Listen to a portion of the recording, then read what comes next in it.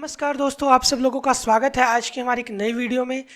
आप सब लोगों से बात करते करते मैंने इतनी वीडियोस बना दी कि आज हम बात वीडियो की कर रहे हैं, जिसमें हम बात करने वाले हैं भगवान परशुराम का कर्ण को श्राप जो उनकी मृत्यु का कारण बना। तो चलिए आज की वीडियो के बारे में हम बात करते हैं। तो भगवान परशुराम विष्णु के एक ऐसे अवतार हैं जो चिरंजीवी हैं। इसी कारण वे विष्णु के अन्य अवतारों के समय काल में भी थे और अभी भी जीवित हैं।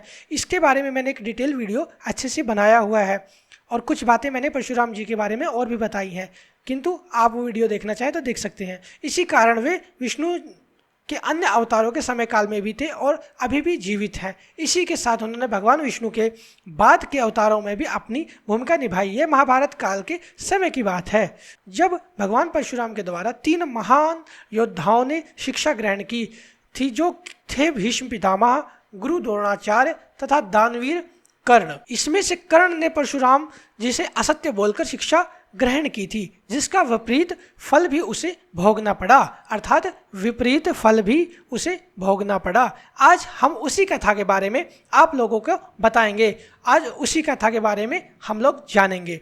तो चलिए बात करते हैं परशुराम जी की और कर्ण की कथा के बारे में। कर्ण की शिक्षा ग्रहण करने की लालसा के बारे में बात करते हैं।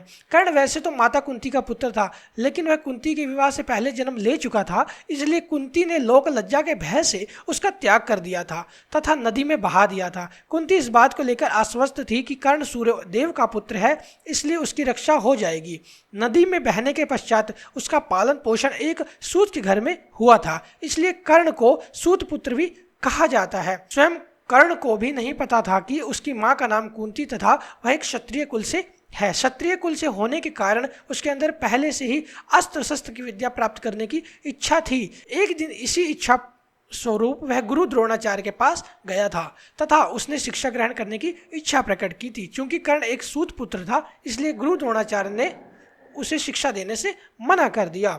चलिए अब आगे बात करते हैं कि कर्ण का भगवान परशुराम से झूठ बोलना। गुरु द्रोणाचार्य के द्वारा नकारे जाने के पश्चात कर्ण क्रोध से भर उठा और अब उसने गुरु द्रोणाचार्य के शिष्यों से भी महान योद्धा बनने की चाह जाग उठी। इसी आशा से वह भगवान परशुराम के आश्रम पहुंच गया। परशुराम जी ने ही द्रोणाचार्य जी को शिक्षा प्रदान की थी, इसलिए कर्ण सीधे उन्हीं के पास गया। चूंकि भगवान परशुराम केवल ब्राह्मणों तथा विशिष्ट मनुष्यों को ही अस्त्र शस्त्र की शिक्षा देते थे, इसलिए कर्ण ने ब्राह्मण वेशभूषा धारण कर एक ब्राह्मण का वेश धारण कर लिया। ब्राह्मण वेश में कर्ण भगवान परशुराम के पास गया तथा स्वयं को ब्राह्मण पुत्र बताया। इसी के साथ उसने उनसे शिक्षा प्राप्त करने की इच्छा प्रकट की। भगवान परशुराम ने भी उसे अपने शिष्य के रूप में स्वीकार कर लिया। कर्ण परशुराम के सभी शिष्यों से अधिक तेज तथा बुद्धिमान था, इसलिए उसने बहुत तेजी से सब ज्ञान ले लिया। भगवान परशुराम भी कर्ण की योग्यता से प्रसन्न थे। उन्होंने कर्ण को अपना संपूर्ण ज्ञान दिया तथा हर अस्त्र शस्त्र चलाने के मंत्र सिखा दिए। कर्ण ने भगवान परशुराम से ब्रह्मास्त्र चलाने का मंत्र भी सीख लिया था। तो चलिए अब आगे बात करते हैं परशुराम जी ने कर्ण को कौन सा श्राप दिया। एक दिन भगवान परशुराम थके हुए थे, इसलिए उन्होंने सोने की इच्छा प्रकट की। वे कर्ण की गोद में अपना सिर रखकर सो गए। उसी समय एक रक्त चूसने वाला कीड़ा कर्ण की जांघ में घुस गया तथा उसे डंक मारने लगा। कर्ण को इस कीड़े के द्वारा रक्त चूसने से बहुत पीड़ा हुई, लेकिन वह हिलता तो उसके गुरु की निद्रा टूट जाती, इसलिए वह उसी अवस्था में पीड़ा सहन करते हुए बैठा रहा। वही कीड़ा लगातार उसके रक्त चूसता जा रहा था, जिस कारण वहां बहुत बड़ा घाव हो गया था। साथ ही उसमें से रक्त बहकर बाहर निकलने लगा था। वह रक्त बहता हुआ भगवान परशुराम के पास ही पहुंचा, जिससे उनकी निद्रा टूट गई। जब उन्होंने उठकर सब देखा तो उन्हें यह ज्ञान हो गया कि कर्ण ब्राह्मण पुत्र नहीं हो सकता, क्योंकि एक ब्राह्मण पुत्र में इतनी पीड़ा सहन करने की शक्ति नहीं हो सकती। ऐसा क्यों है मुझे नहीं पता।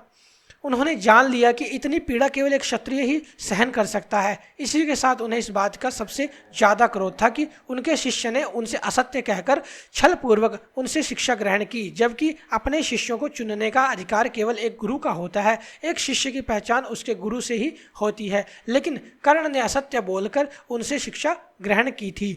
इससे वे अधिक क्रोध में आ गए तथा कर्ण को श्राप दिया कि वह जिस विद्या को सीखने यहाँ आया था वह उसका प्रयोग तो कर पाएगा, तथा सर्वश्रेष्ठ धनुर्धर भी बनेगा, लेकिन जब उसको अपनी इसी विद्या की सबसे अधिक आवश्यकता होगी तब वैसे भूल जाएगा।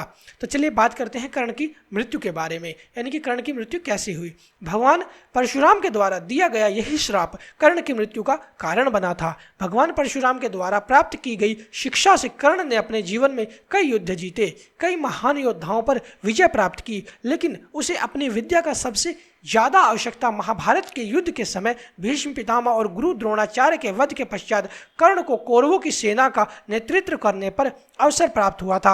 वह पांडवों की सेना में त्राहिमाम मचाता हुआ आगे बढ़ रहा था कि तभी उसके सामने भगवान श्री कृष्ण अर्जुन का रथ लेकर आ गए। युद्ध भूमि में कर्ण अर्जुन के सामने पहली बार आया था और विश्व में इन्हीं दो योद्धाओं को सर्वश्रेष्ठ धनुर्धर की उपाधि प्राप्त थी, किंतु भगवान परशुराम के दिए गए श्राप के अनुरूप कर्ण उस समय अपनी सारी विद्या भूल गया और दैवीय शस्त्र अस्त्र को चलाने के मंत्र भूल गया। इसी का लाभ उठाकर और भगवान श्री कृष्ण के आदेश अनुसार अर्जुन ने कर्ण का वध कर दिया। इस प्रकार महाभारत के भीषण युद्ध में कर्ण की मृत्यु का कारण भगवान परशुराम के छल के द्वारा शिक्षा प्राप्त करना और उसके परिणाम स्वरूप मिला श्राप था। आपको ये कथा कैसी लगी कृपया कमेंट करके बताएं, और भगवान परशुराम से संबंधित यदि कोई और वीडियो कोई और जानकारी आप सब लोगों को चाहिए तो उसके लिए भी कमेंट करें, और यदि किसी और टॉपिक पर आपको वीडियो चाहिए तो उसके लिए भी कमेंट करें। मिलते हैं एक नई वीडियो के साथ।